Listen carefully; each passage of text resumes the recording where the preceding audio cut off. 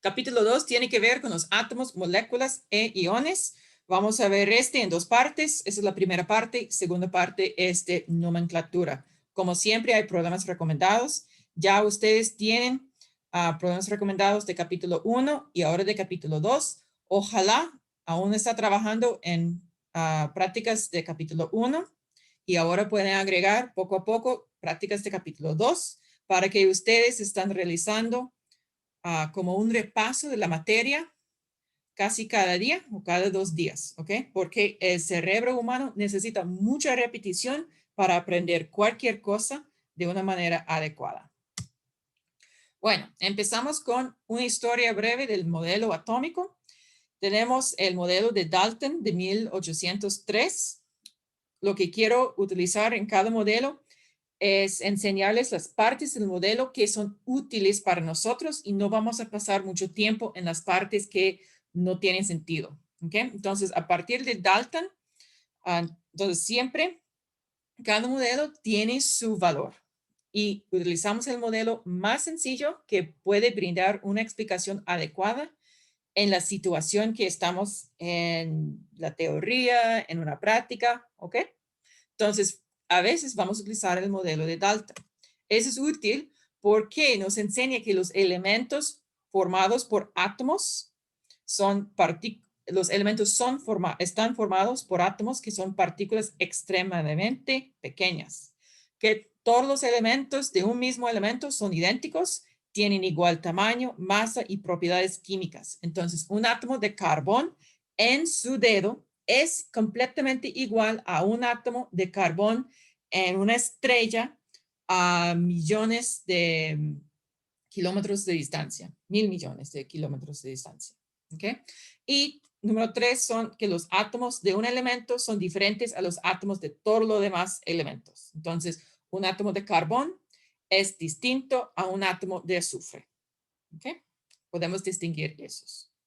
Podemos notar que en este modelo podemos simplificar el átomo a una esfera indivisible. Pero a Thomas, él agregó unos detalles, podemos ver casi 100 años después. Él dijo que, ok, el átomo no es la unidad más pequeña, los átomos están formados por pequeñas partículas, incluyendo los electrones que tienen una carga -1, los protones con carga +1 y los neutrones con carga igual a 0. ¿Okay? Podemos notar que aunque pasó casi 100 años entre Dalton y Thomas, ya Rutherford está aumentando nuestro conocimiento de la estructura atómica en muy pocos años. Solo como 15 años después, aprendimos que la mayoría de la masa de un átomo está concentrado en el núcleo. Dentro del núcleo se encuentran los protones y neutrones y los electrones están fuera del núcleo. ¿Okay? Y aquí podemos ver que estamos desarrollando más el modelo atómico. En solo 2 años hemos aprendido por los descubrimientos de Bohr y otros científicos que los electrones están organizados en niveles de energía discretos. Entonces, los electrones solo pueden tener ciertas cantidades de energía y la configuración electrónica de un elemento predice los iones que puede formar. Es decir, que son esos electrones y su configuración que nos va a brindar información sobre la reactividad o las propiedades químicas de un elemento. ¿Okay?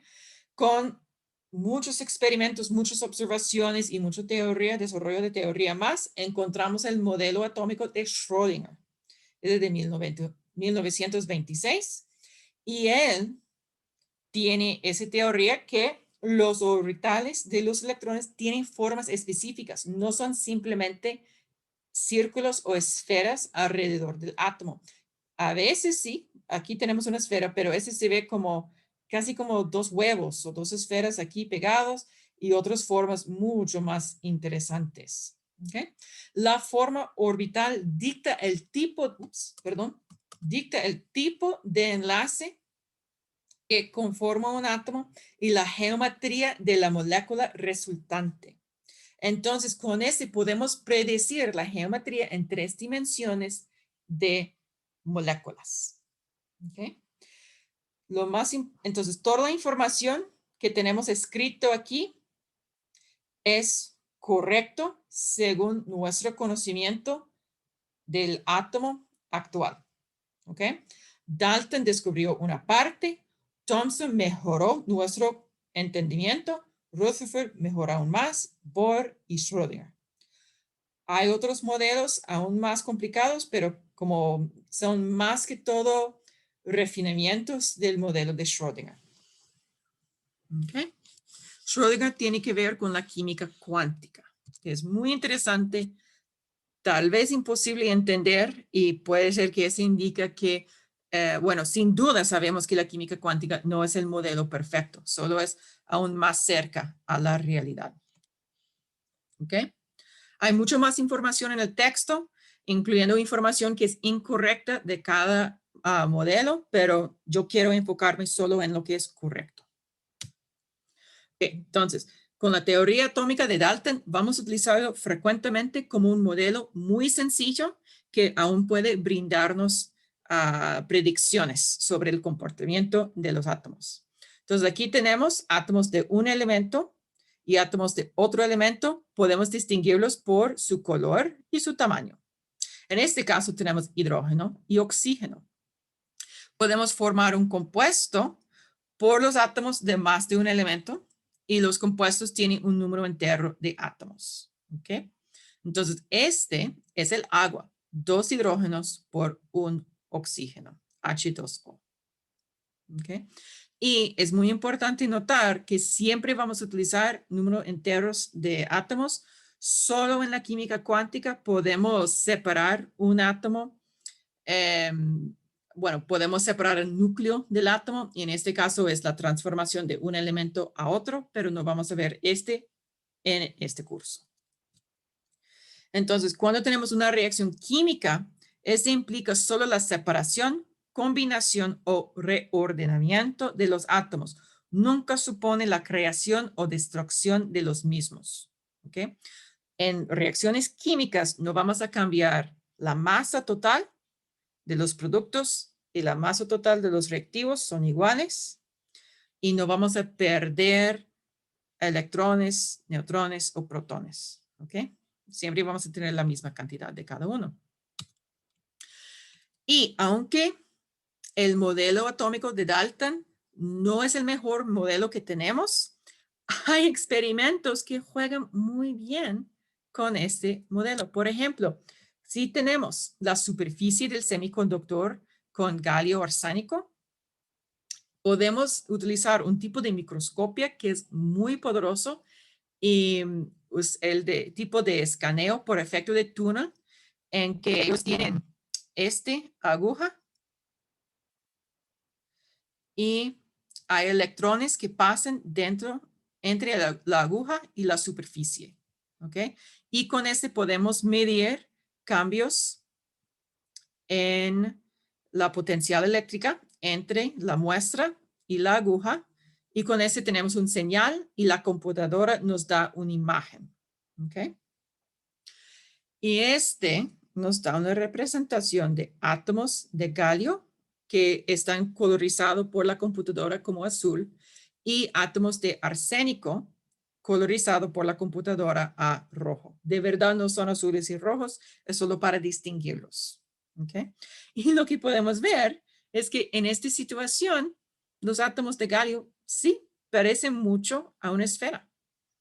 Entonces el modelo, aunque no es perfecto, funciona en algunas situaciones muy bien. Ok. Entonces, ¿cómo se ve el átomo? Si podemos ver todas sus partes. En general, aunque hay variaciones, el diámetro de un átomo es entre 1 a 5 angstroms. Recordamos que un angstrom es 10 a la menos 10 metros. ¿Ok? Y la mayor parte de este diámetro del volumen está ocupado por una nube de electrones. El puntito en el centro de esta nube es el núcleo. El núcleo está hecho por protones y neutrones. ¿Okay? El núcleo es aproximadamente 10 a la menos 4 angstroms. dado que un angstrom es 10 a la menos 10 metros, el núcleo es 10,000 veces más pequeño que el átomo, es aproximadamente 10 a la menos 14 metros. El núcleo es increíblemente pequeña, pero contiene casi toda la masa del átomo. Entonces, el núcleo es muy, muy densa. ¿Okay? Entonces, ¿cómo podemos visualizar algo que es 10 a la menos 4 angstroms o 10 a la menos 14 metros? Entonces, vamos a imaginar que este núcleo aquí es el tamaño de una canica grande y vamos a ponerlo en el Estadio Nacional de Costa Rica. La nube de electrones es aproximadamente igual al tamaño del Estadio Nacional. ¿Okay? Entonces, esa es una comparación. El núcleo es 10,000 veces más pequeño que el átomo total. Es aproximadamente la diferencia entre una canica y el Estadio Nacional. Ok, ¿cuáles son esas partículas subatómicas que tenemos? Hay tres, el protón, electrón y neutrón. ¿Dónde se ubica cada uno? El protón es en el núcleo. Varios protones típicamente están en el núcleo. Los electrones están alrededor del núcleo y el neutrón se encuentra en el núcleo. ¿Okay?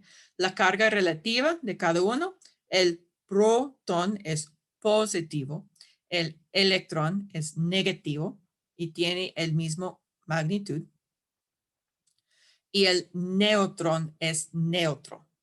Entonces es muy fácil recordar neutrón, neutro, protón, positivo y electrón por proceso de eliminación es negativo. La masa de cada uno. Tenemos la masa del protón 10 a la menos 24. No vamos a preocuparnos mucho por el coeficiente. Es el orden de magnitud que nos interesa más. Tenemos el electrón es 10 a la menos 28. Entonces, otra vez, tenemos 4 órdenes de magnitud en diferencia. Entonces, el protón es 10,000 veces más masiva, como la masa es 10,000 veces mayor que el electrón. Y aquí tenemos el neutrón. Si solo tenemos 3 cifras negativas, parece que el protón y neutrón tienen exactamente la misma masa, pero la verdad es que no es así. ¿Ok? Entonces, el protón, y frecuentemente vamos a utilizar P positivo para indicar protón, ese no es exactamente igual a la masa del neutrón. Si tenemos, yo pienso que necesitamos 5 posiciones, 5 cifras negativas, vamos a ver la diferencia en la masa. Ok, entonces, cuando cambiamos la cantidad de cada uno de esos, vamos a afectar el átomo. Entonces, la cantidad de protones indica el elemento. Por definición, el hidrógeno tiene un protón. Si hay más de un protones, ya no es el hidrógeno. Si hay 2 protones, es el helio. Si hay 3 protones, es el litio, etcétera, etcétera, etcétera. ¿Ok? Cuando cambiamos la cantidad de electrones, vamos a cambiar la carga del átomo. Cuando pierde electrones, ese resulta en una carga positiva porque aún tenemos el protón o los protones. Entonces, cuando el átomo tiene una carga positiva, se llama un ión y específicamente cuando es positiva es un cation. Cuando el átomo gana electrones, este resulta en una carga negativa por tener más electrones que protones. Entonces, la carga neta es negativa y ese resulta en un anión. ¿Okay? Entonces, un ión es un átomo con carga. Un cation tiene carga positiva y un anión tiene carga negativa. Cuando cambiamos la cantidad de neutrones, el neutrón cambia la masa del átomo y resulta, yo utilizo esa flecha para resulta en un cambio del isótopo. Los isótopos tienen propiedades físicas y químicas casi idénticas. ¿Ok? Entonces, el cambio de la cantidad de neutrones típicamente no tiene mucho efecto en el comportamiento del átomo. ¿Okay? Si ustedes tienen la buena suerte de estudiar un poco de química nuclear, va a ver que un gran cambio de la cantidad de neutrones va a afectar mucho la estabilidad del núcleo. Pero para nosotros, un cambio del isótopo en este curso no es muy importante. Ok, aquí está nuestra tabla periódica. Esta tabla periódica es muy importante y muy útil. Podemos ver que está organizada en columnas y esas columnas tienen números. El número arriba, 1, 2, 3, 4, 5, 6, 13, 14, 15, 17, 17, 18. Esa es la numeración más moderna. ¿Ok? Otra numeración es 1A, 2A. Y aquí pasamos por los 3B, etcétera, los B. Pero reinicia 1B y 2B aquí. Y aquí tenemos 3A, 4A, 5A. Esa es una numeración más antigua y no lo vamos a utilizar mucho en el curso. Pero les voy a advertir que aún es común nombrar esta columna familia o grupo 7. ¿Ok? Viene de la antigüedad. Tenemos una pregunta, Jocelyn, ¿qué es? Profe, porque ahí nos salen los números del 113 al 118. Los nombres, el simbolito del símbolo, del elemento. ¿Perdón? Es que del 113 al 118 nos salen los elementos. ¿Por qué? Sí. Ajá. Ok, primero, no hemos llegado a ese punto, pero muy bien, esos numeritos aquí, podemos ver que cada elemento tiene un símbolo y un número aquí arriba. El símbolo es el símbolo para el nombre y el número arriba se llama el número atómico y este indica la cantidad de protones que se encuentra en el núcleo. Esos aquí abajo, aún en esa tabla periódica, aún no tiene nombres. Básicamente, en las reglas internacionales, cualquier científico o en realidad grupo de científicos que logran aislar un elemento puro tiene derecho a nombrarlo. Pero esos últimos aquí, los grupos que han logrado no aislarlo porque son muy inestables y no existen en la naturaleza. Entonces, lo que han hecho en esos ciclotrones, donde pueden andar como un par de átomos a una velocidad enorme por un círculo, una en la dirección reloj, otra en la dirección antirreloj, y cuando la velocidad es enorme, cambia un poco el campo magnético para que choquen y los dos átomos chocan a una velocidad tan alta que los núcleos pueden unirse y realizar una fusión y así pueden sintetizar un elemento completamente nuevo que no ha existido en la naturaleza, al menos de lo que sabemos. Y esos nuevos elementos que se encuentran aquí, ellos solo son muy inestables y solo han existido por unos, no estoy completamente seguro, pero yo pienso que son en el orden de picosegundos. Y entonces ya el sistema internacional está como perdiendo paciencia, no quieren dejar los derechos de nombrarlo. Entonces va a haber otros tablas científicos, tablas periódicas. Algunos tienen nombres, algunos tienen como, en vez de nombres normales, como UUA, UUB, UUC o algo así, no recuerdo exactamente. Que básicamente que el nombre es es como UUT, UUQ, UUC por la numeración. Aquí, el número atómico. Entonces, la historia de la tabla periódica es súper interesante.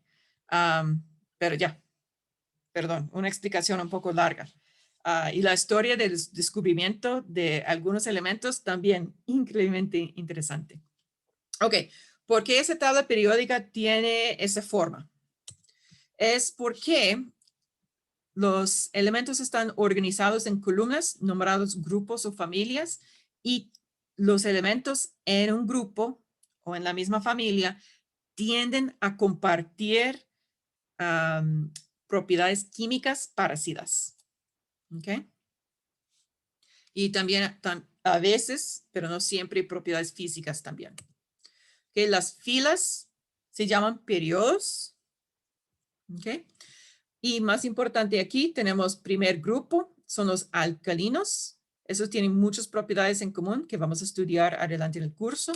Segundo grupo son los alquinoterrios. Esos también muy importantes. Ustedes deben identificar cuáles son los alcalinos, cuáles son los alquinoterrios, cuáles son los halógenos. Yo voy a nombrarlos grupo 17, pero de vez en cuando, si ustedes tienen libros más antiguos, va a ver los halógenos nombrados como grupo 7. Y también los gases nobles, que son grupo 18. Otras familias tienen otros nombres, pero esos son las 4 familias más importantes para nuestro curso de química general. Por favor, reconocer esos nombres y a cuáles elementos refieren. ¿Okay? No tienen que memorizarlo porque siempre van a tener su tabla periódica a la mano. Ok, entonces ahí vamos a ver cómo vamos a distinguir este. La unidad de masa atómica o UMA, también conocido como un Dalton, por definición 1 por como 66 por 10 a la menos 24 gramos. Ese es aproximadamente igual a la masa de un protón o un neutrón. ¿Okay? Entonces, utilizamos unos símbolos para identificar el átomo. Tenemos el símbolo del elemento, que es el X, pero ese símbolo es C para carbón, N para nitrógeno, P para fósforo, etcétera, etcétera. O a veces hay 2 letras como SI para silicio o NI para neón. ¿Ok? Tenemos Z, es el número atómico que corresponde al número de protones. Por definición es la cantidad de número de protones, pero si estamos en un átomo neutro, también corresponde a la cantidad de electrones. ¿Ok? Y tenemos A, aquí, es un superíndice antes del símbolo. Tenemos el número de masa. Es el número de protones más el número de neutrones. ¿Ok? Ese no es exactamente igual a la masa atómica, porque sabemos que es solo una aproximación, solo aproximadamente igual a la cantidad de protones y neutrones, pero si solo tenemos 2 cifras negativas, es correcto. ¿Okay? Aquí, UMA también está conocido como un Dalton. Es el mismo valor y se utiliza igual. ¿Okay? Lo que acabo de decir, el número de masa, A es el número entero, pero la masa del átomo no lo es. ¿Ok? La masa verdadera del átomo, incluso en unidades de UMA o unidades de Dalton, tiene más puntos decimales. ¿Ok? O posiciones decimales. Ok. ¿Cuál es la diferencia entre los isótopos? Tenemos unos isótopos de carbono, los más comunes. Este símbolo, carbono 11. ¿Ok? El carbono 11, por ser carbono, debe tener 6 protones, siempre. Si no hay 6 protones, no es el carbono. Los números de electrones también es igual a 6 si el elemento es neutro. Y en este caso es neutro. Entonces, 11 es la suma de protones más neutrones. Entonces, solo podemos tener 5 neutrones cuando es el carbono 11. En el caso de carbono 12, la cantidad de protones es igual. Si es neutro, también es igual la cantidad de electrones. Pero ahora, carbono 12 tiene el número de masa mayor. Este indica que tenemos más neutrones. ¿Ok? Carbono 13 sigue con los 6 protones, sigue siendo neutro, pero para tener la suma de protones más neutrones igual a 13, debemos tener otro neutrón adicional. ¿Ok? También hay el carbono 14. Sigue con los 6 protones, sigue neutro con 6 electrones, pero para aumentar el número de masa y la masa del átomo, hay que aumentar la cantidad de neutrones. ¿Okay? Aproximadamente 99% del carbono encontrado en la naturaleza es el carbono 12. Hay pequeñas cantidades de los otros isótopos, principalmente el carbono 14. El carbono 14, por tener más neutrones, es un poco inestable y tiene una tendencia a desintegrarse por un proceso nuclear, una reacción nuclear. Y por eso tenemos el datamiento de carbono utilizado en, no geología, ¿cómo se llama? Antropología y personas que estudian civilizaciones antiguas. ¿Okay? Y se llama el ¿Profe? carbono 14. Ajá. Una consulta, creo que sí había sido en esta clase que nos habías mostrado varios tubitos de ensayo y había dicho que contenían plata, pero eran de colores diferentes lo que contenía. ¿Esto es porque son isótopos diferentes de plata o era por algo más? Esta es la razón que es posible tener disoluciones de plata con varios colores. Ese tiene que ver con nanotecnología y es el tamaño y forma de unas partículas de plata que están hechos por millones de átomos. Entonces, básicamente, si tenemos un trozo de plata, la mitad sigue siendo plateado, la mitad sigue siendo plateado. Pero eventualmente, en vez de tener un trozo de plata de miles de millones de átomos, eventualmente solo tenemos unos miles o unos millones de átomos. Entonces, la partícula es solo unos pocos nanómetros en diámetro. Y así, este afecta su interacción con la luz y ahora el color cambia. ¿Profe? Profe, su micrófono está sonando como rarillo. ¿De verdad? Ok. ¿Y la otra persona que tenía pregunta? ¿O era esa? Sí, era que estaba como sonando distorsionado. Ok. Ok, profe. Okay. Entonces, y por mientras, si tienen la diapositiva disponible, pueden empezar con esta práctica.